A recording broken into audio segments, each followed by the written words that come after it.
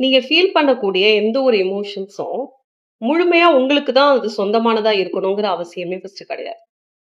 அது எப்படி அப்படின்னா, நம்ம ஒரு சில பேரோட பேசும்பொழுது நமக்கு ஃபீல் ஆகும்ல. ஒரு மாதிரி அ இரிட்டேட் ஆறதாகட்டும், இல்ல ஒருத்தர பார்த்தாலே நமக்குள்ள ஒரு சந்தோஷம் வர்றதாகட்டும்.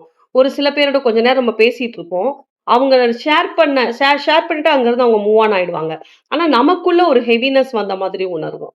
ரீசென்ட்டா என்னோட ஃப்ரெண்ட் கூட ஒரு விஷயத்த ஷேர் பண்ணியிருந்தாங்க. அவங்களோட ஆஃபீஸ்க்கு அவங்க போகும்போது, ரொம்ப ஹேப்பியா ஒரு பாசிட்டிவ் வைப்போட போவாங்களாம். ஆனா, அந்த டே முடியும்போது, எனர்ஜி ஃபுல்லா ட்ரைன் ஆன மாதிரி ஃபீல் பண்ணுவாங்களாம்.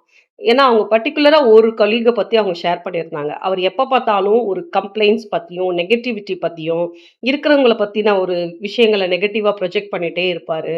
ஸோ, அவர் கூட கொஞ்ச நேரம் பேசினாலே, எனக்கு வந்து அப்படியே ஃபுல் எனர்ஜியும் ட்ரெயின் ஆன மாதிரி எனக்கு ஒரு ஃபீல் வரும் அப்படின்றத சொன்னாங்க. இதுல நம்மளும் நெறைய பேர் வந்து இத ஃபீல் பண்ணியிருப்போம்.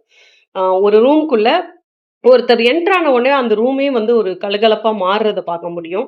ஒரு சில பேர் என்டர் ஆகும் பொழுதே, நம்ம அந்த இடத்துல இருந்து எப்படா வெளிய போவோம் அப்படிங்கிறதும் நமக்கு தோணும். ஸோ இது வந்து நம்ம என்ன மாதிரி அ உளவியல் பார்வையில பார்க்கலாம் அப்படின்னா, இத வந்து எமோஷனல் கான்டேஜியஸ் அப்படின்னு சொல்லுவாங்க.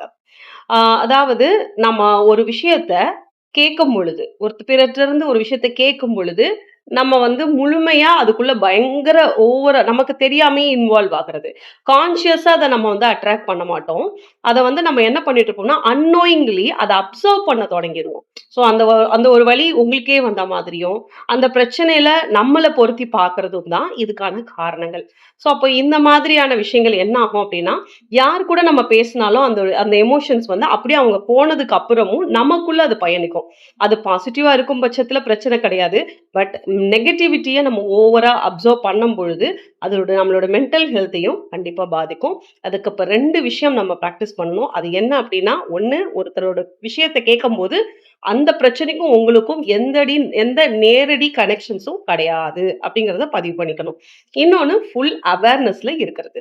அது நம்ம ஜஸ்ட் ஒரு லிசனரா மட்டும் தான் அந்த இடத்துல இருக்கோம் அப்படிங்கிறது தானே தவிர, அவங்க வழிய நாம உணரணும். அவங்களோட பாயிண்ட் ஆஃப் வியூல நாம பார்க்கணும் அந்த விஷயத்த.